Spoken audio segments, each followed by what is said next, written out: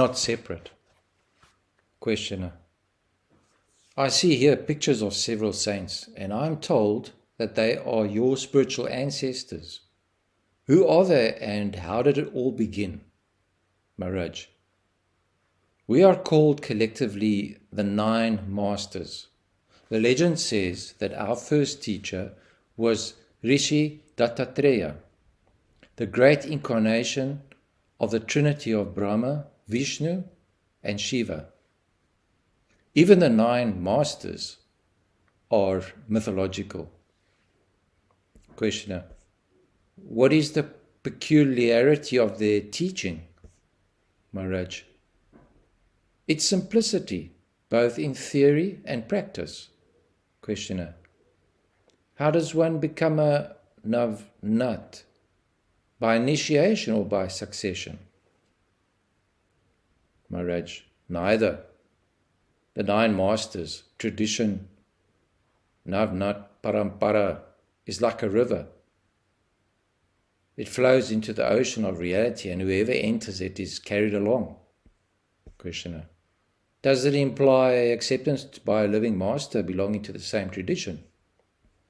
Maharaj.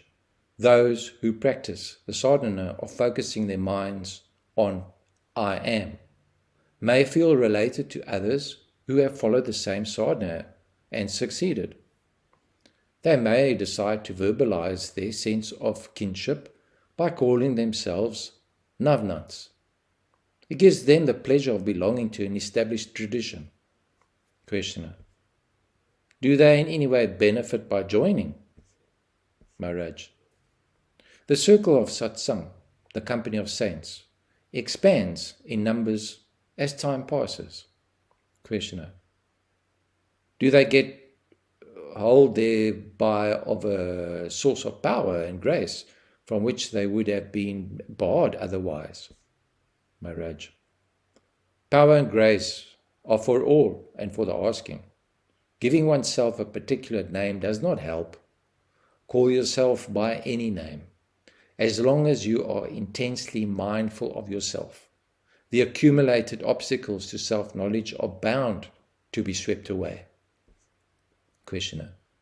If I like your teaching and accept your guidance, can I call myself a Navnath? Maharaj. Please your word-addicted mind. The name will not change you. At best, it may remind you to behave. There is a succession of gurus and their disciples who in turn train more disciples, and thus the line is maintained. But the continuity of the tradition is informal and voluntary. It is like a family name. But here the name is spiritual.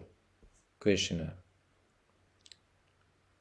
Do you have to realize to join the Sampradaya? Maharaj.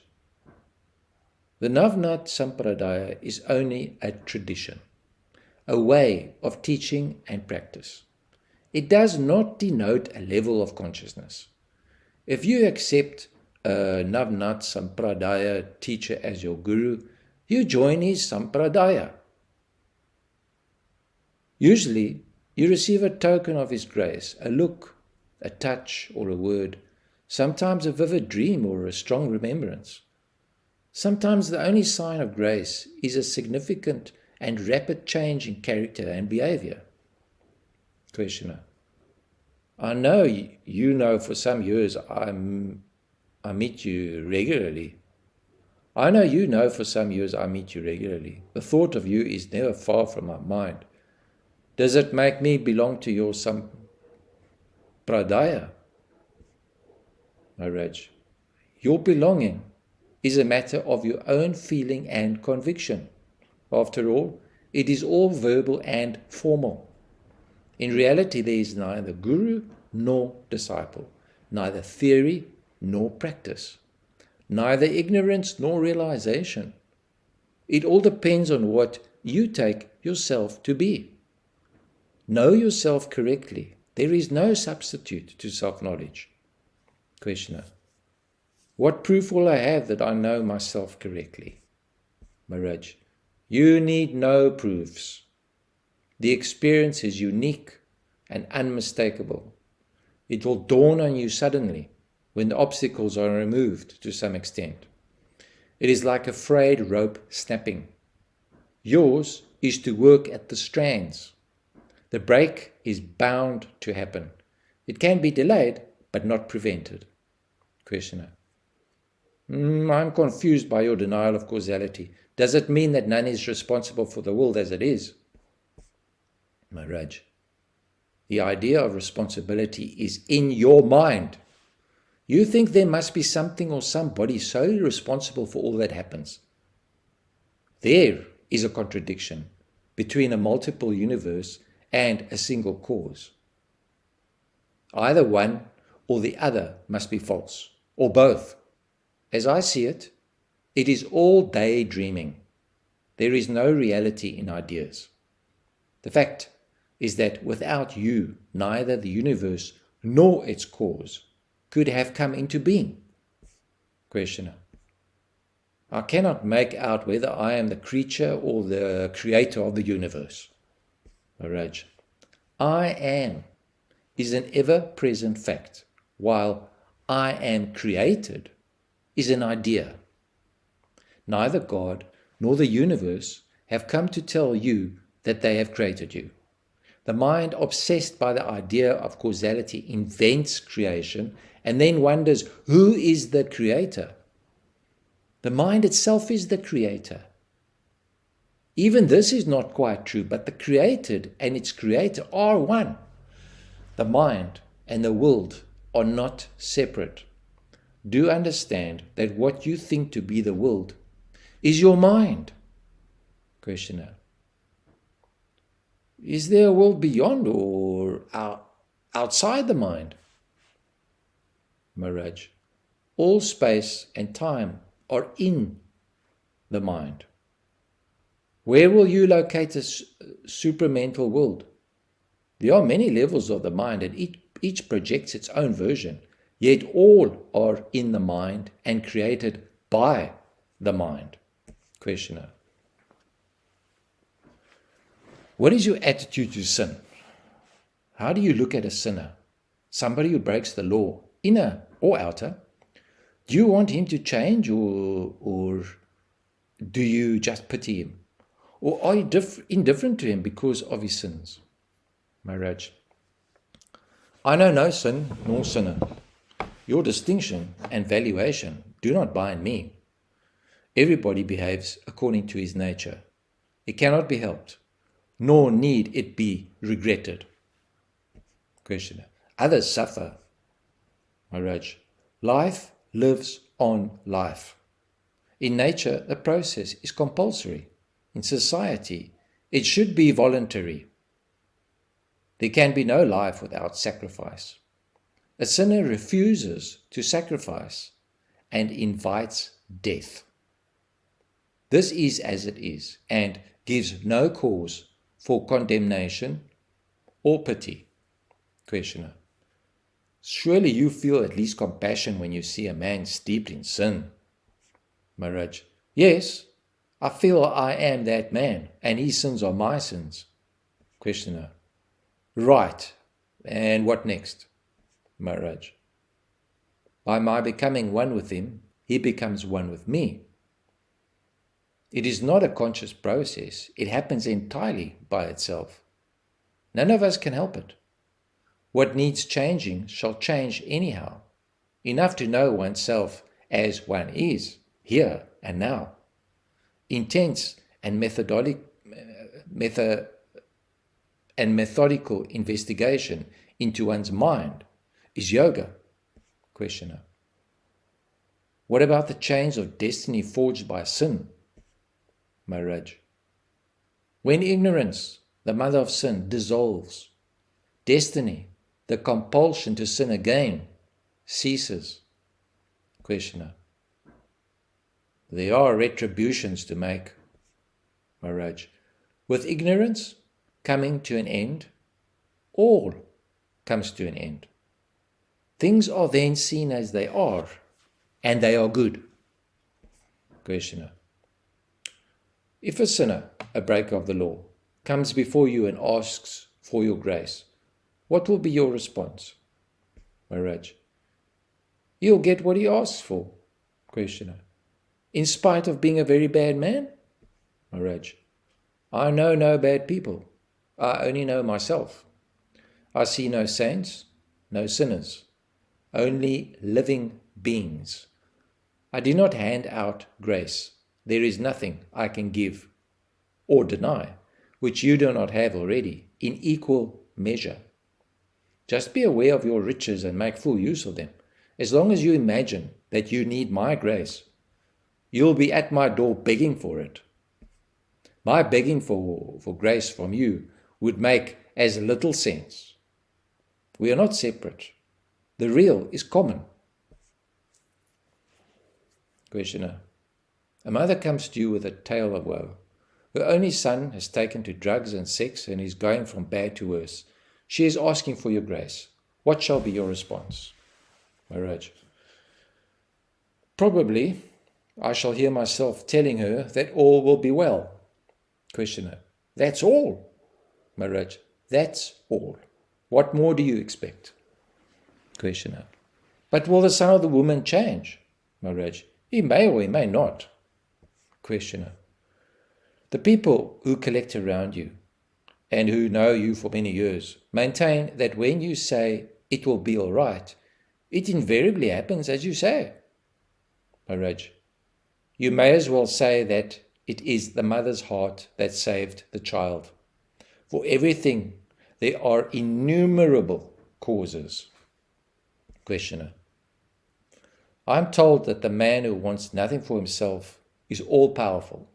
The entire universe is at his disposal. Maharaj.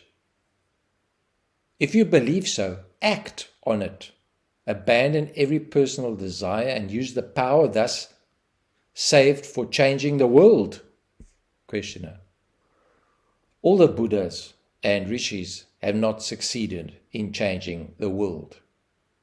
Maharaj. The world does not yield to changing. By its very nature, it is painful and transient. See it as it is, and divest yourself of all desire and fear. When the world does not hold and bind you, it becomes an abode of joy and beauty. You can be happy in the world only when you are free of it. Questioner. What is right and what is wrong?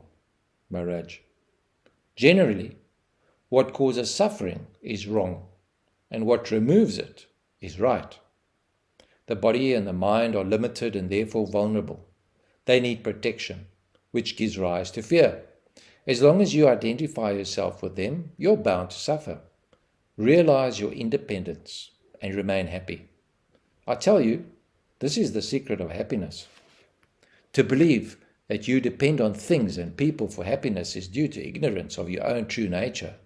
To know that you need nothing to be happy except self-knowledge is wisdom. Questioner. What comes first, being or desire? Maharaj. With being arising in consciousness, the ideas of what you are arise in your mind as well as what you should be. This brings forth desire and action, and the process of becoming begins. Becoming has, apparently, no beginning and no end, for it restarts every moment. With the cessation of imagination and desire, becoming ceases, and the being this or that merges into pure being, which is not describable, only experienceable. The world appears to you so overwhelmingly real because you think of it all the time. Cease thinking of it, and it will dissolve into thin mist. You need not forget, when desire and fear end, bondage also ends. It is the emotional involvement, the pattern of likes and dislikes, which we call character and temperament, that create the bondage. Krishna. Without desire and fear, what motive is there for action? Maharaj. None. unless you consider love of life, of righteousness, of beauty, motive enough. Do not be afraid of freedom from desire and fear. It enables you to live a life so different from all you know, so much more intense and interesting, that truly by losing all, you gain all. Questioner: since you count your spiritual ancestry from Rishi Dattatreya, are we right in believing that you and all your predecessors are reincarnations of the Rishi? Maharaj: you may believe in whatever you like, and if you act on your belief, you'll get the fruits of it. But to me, it has no importance. I am what I am, and this is enough for me. I have no desire to identify myself with anybody, however illustrious, nor do I feel the need to make myths for reality. I am only interested in ignorance and the freedom from ignorance. The proper role of a guru is to dispel ignorance in the hearts and minds of his disciples.